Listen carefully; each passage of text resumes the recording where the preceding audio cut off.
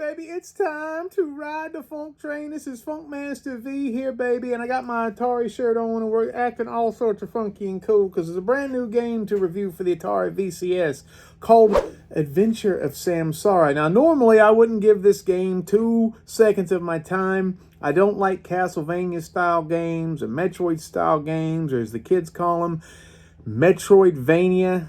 If you want to be cool when you're buying the pots from the kids, you can call this genre Metroidvania. I also don't like fake pixel art. I feel like it's like, hey, old people, buy my game. I think they're trying to trick us. But there's something about it that has pricked my interest, and I'm using that word innocently today. And it's because they changed the name of the game from Tower of Samsara to Adventure of Samsara. And Wade Rosen came out and said this is the spiritual successor to the game Adventure. You know, the game for the 2600 from 1978-ish. And I'm like, is it really? Is it really? Well, since it's an Atari release for the Atari VCS, and we were all worried that they were not going to support it anymore, I'm going to give it a go. So let's see if this really is the spiritual successor to Adventure. Since the beginning of time, there's only been one website with the Babylons to claim every game reviewed when it came to the Pro System, and that's Atari7800forever.com. But now it's time to get on that YouTube trip, babies. And who am I? I'm Funkmaster V, musician, ghost hunter, hat flipper, pro wrestler, comedian, actor, filmmaker, and I'm going to take you on a whirlwind tour of all things cool about Atari and the Atari 7800 with a podcast, news, even new crap. Baby, are you ready to get your groove on? Because it's about to get funky up in here. All right, man. So like I said, this is a game that's a Castlevania style game. So you're going to understand this is a lot of platform jumping. This has got combat, a lot of exploration, a lot of wandering around, where the hell do we go, and trying to figure the thing out. It's pretty typical of every game like this I've ever played. It reminds me a lot of Boy and Its Blob, Boy and Its Blob, A Boy and His Blob for the Wii.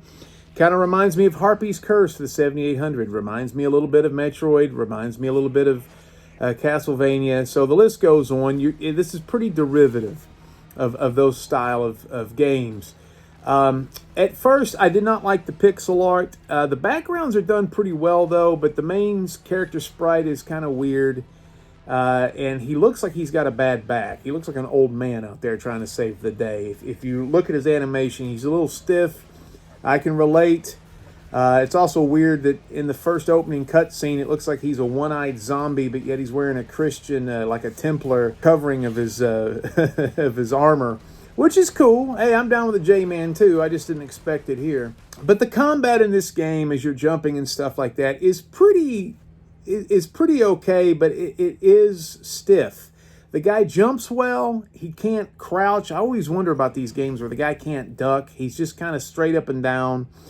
I don't feel like the buttons respond great to the combat, which is pretty bad because even the little normal mobs are pretty tough. They hit hard, and their attack formations and their attack motions, you have to you can't just go in there and hack and slash this stuff. You have to think about the combat. Now, this may be awesome to you. You may love that this is a little KG fight with almost everything you fight, or you may be irritated because you're trying to get somewhere and you're like, oh my gosh.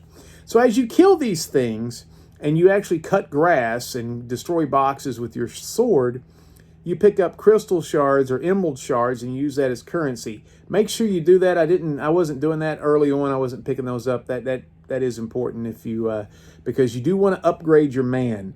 Because what is fun about this game is it is like an RPG in a way where you can upgrade your dude pretty well. He's got spells he can cast. He's got all sorts of upgrades.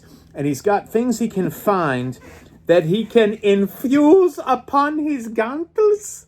Yes, his gauntles. Yes, he can. There's like all sorts of things he can put. It's almost like Thanos in his gauntle, which makes him tougher. There's things like he can shoot out lasers from left and right. He can have a big, strong attack that makes him hit harder. You can also pick up hammers, bow guns in this game.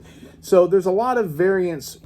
And this guy does, even though in the beginning he's kind of a pansy, he does pack a punch later on in the game, and it is fun. The maturation process of this guy is fun, and I think they do a pretty good job. The sound effects is ethereal, but it's very minimal. There's hardly any music. There's really not any sound effects that even register to your brain. The one thing about the graphics I do like are the cutscenes. The cutscenes are really cool because they remind me of Out of This World. Out of This World was really cool because those cutscenes were awesome. The game sucked, but we all pretended it was good because the cutscenes were so cool. These remind me, when you come into a boss area, you get to see the boss's reaction. In the beginning of the game, there's the cutscene, so those are really cool. The story, however, makes no sense at all. I hate the story. If we're going to call this the spiritual successor of adventure, no talking. And in the beginning of the game, you keep running across these people who have these long monologues about stuff. You have no idea what the hell they're talking about. You don't even know what you are. The opening cutscene, there's a sun. The sun's freaking out. I don't know, there's a bird involved, and all of a sudden you're this zombie guy with an eyeball going, grr, grr, grr, grr, grr, and then all of a sudden you're in golden armor. And you're placed in this world that's supposed to be presented like a real world, but the platforms are crazy. You have to climb on these gym bars and pull yourself up and jump high. You can jump 50,000 feet and land on your legs. It doesn't hurt. How do people get groceries in a town like this? Who does DoorDash here? How do you get any supplies? You put it on your back, you're swinging around, you're going to break your neck. I would never live here. So, I don't know, things about these worlds like this where there's like a village on top of all these platforms, it just bothers me. It's like, how does anybody do anything? How do you go visit your mother on Mother's Day? You're going to break your neck. Another thing about the combat that really stinks is there's a defensive maneuver where you hold up your shield, but it is so hard to time, and the shield, you can't just hold the button and keep your shield up like this. It's got to be a timed thing. I'm telling you, it's just too hard to time, and the monster's going to clobber you anytime you use that. You just got it. That's just a worthless thing, and I hate that because I like the thought of having a shield. So the good news about the story, though, is once it starts going, you run into less people to talk to, really.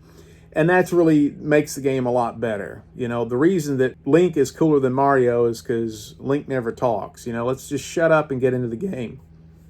It's very mazy. If you know what I'm talking about, you know what I'm talking about. There's a lot of backtracking. There's a lot of trying to figure out where to go next. And the thing about a game like this, there's not a huge online community for this. So if you get stuck, you're probably screwed. There's not going to be a lot of message boards helping you get through certain parts of the game. And I'll tell you this, I don't want to give any spoilers away.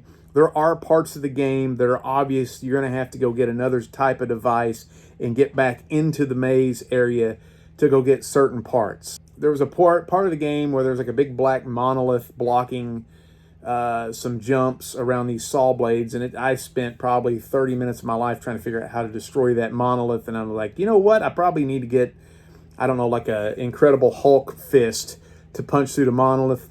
So, it's one of those things like Jet Force Gemini or something, or Metroid, where you have to go get something and come back. I was having a lot of fun for the most part. There's a lot of nice Atari touches. There's bats that steal your shit, like your money, and they're kind of hard to kill. And it's very reminiscent of Adventure, and I hate those bastards. I didn't like bats before, but I really hate them now. They're irritating to deal with. There's pitfall scorpions walking all over the place. And there's actually, pretty early in the game, you run across Rendell the Red, and how they implement him in the game is really interesting. He basically comes up as an occasional, bully or irritator or something like that. He's not really detrimental to the gameplay, but he does kind of jack your jive a little bit. You got to watch out for old Rendell the Red. But after I beat like the second boss, which is like a necromancer stuck in a slug, really interesting boss fight, I had no idea what to do. And that gets me to the other irritating part about this game, where the map is also rendered like an old pixel art game. So the map is not the easiest thing to read. But I would just say, if you look at your map and there's parts of the map where you haven't ventured to, try to go off and see Okay, maybe I push it over here a little bit. And that's kind of what I did. And I spent a lot of time trying to figure out what the hell to do next. I eventually figured it out. So again, this is a game that's if you're into the thinky type things, this is the one for you. The dialogue is irritating and it doesn't help. That's the other thing. They hardly ever tell you what to do or where to go or what even we're doing. I don't even know what we're doing. And the other part about the dialogue too, nobody is likable. They're kind of these, I don't know, they're kind of like monsters or something, or a weird race of people, and we don't really know why we're helping them or what we are. We don't even know who the hell we are, I mean, is it allegory for life? Do I not know who I am? Is this why I don't like the game? Is because I feel like it's questioning me or making me question reality? I don't know. But nobody's really likable in the game. If you can get over that, this is a pretty competent Metroidvania. There's already been a couple bug things that I kind of ran into. Nothing game breaking, but you kind of have to reset the game or whatever. And they've already released a bug patch this week to fix a couple of the things. So here we go. The game is cheap. Right now it's on sale on the Atari VCS for $17.99. And I played about 3.5 hours, and I'm about 10% through the game. It's going to be a pretty good game for you if you like spending a lot of time. And this game is needed. A game like this is needed on the Atari VCS. So this is what we're going to grade it. When I was trying to decide, is this thing a 3 out of 5, which is fair, or is it a 3.5 out of 5, which is good? I'm like, it's real on the line for me with both. And I'm going to go ahead and give it a 3.5, which is a good game. So is this thing the spiritual successor to Adventure? No. Does the guy use a sword? Are there dragons? Do they have a bat that steals things? Yeah, you can put lipstick on a pig. It doesn't make it a suitable wife mate. Well, maybe if you're in Arkansas or Ohio, but really, no, it's not Adventure at all. It's something else. Is it bad? No, it's not bad at all. It's good. That's why I rated it a 3.5. I think you should try it out. Let Atari and the developers know if it's a game that's somewhat interesting to you. It's only $17 right now. Go ahead and pull the trigger. And they fixed the Atari VCS store right now. It's actually the easiest it's ever been to get something. All right, just want to tell you right now, tomorrow me and John are doing a podcast about all the crazy new stuff coming out. Atari's releasing a bunch of things. Do these things excite you? Are you interested in some of these things? We're going to talk about it. I could see it going both ways. There may be nothing right now they're releasing that anybody cares about, or you may be somebody that likes everything. So check that out. Also check out bigandfunkyproductions.com. We're working on major feature films right now, and we've got one called Showdown in Secret City. That's where this prop comes from. There is a scientist who's afraid everybody thinks he's a Nazi, and he's got a mechanical arm. One of the funniest characters we ever wrote. We want you to watch this movie. Yeah, that's it. Shut up. Go buy this game. This video is too damn long for a game this crazy. See you later. I hope you enjoyed the video. Like, subscribe, and all that stuff. But today's video was sponsored by the Perfect Jean Company. Now, they're giving me free blue jeans, and I didn't know what to expect. But they're awesome. I actually got them last week. I went out on the town. If you follow me on Facebook and Instagram, you saw that I went to the immersive Van Gogh exhibit they have. And I'm going to wear some blue jeans. Now, it was the hottest day of the year. Bad time to wear blue jeans. But people were like, oh my God, it looks like you almost have a butt. They're comfortable. They don't pull on your junk. They look good. They look a lot better than the jeans I've been wearing. And you got to check them out, man. theperfectjean.nyc. Man, what are you doing? Treat yourself to some good-looking jeans. And I'm telling you, I would lie to you. I would lie to you and tell you these jeans are great. But these jeans actually are great. It's true. Go check them out. theperfectjean.nyc.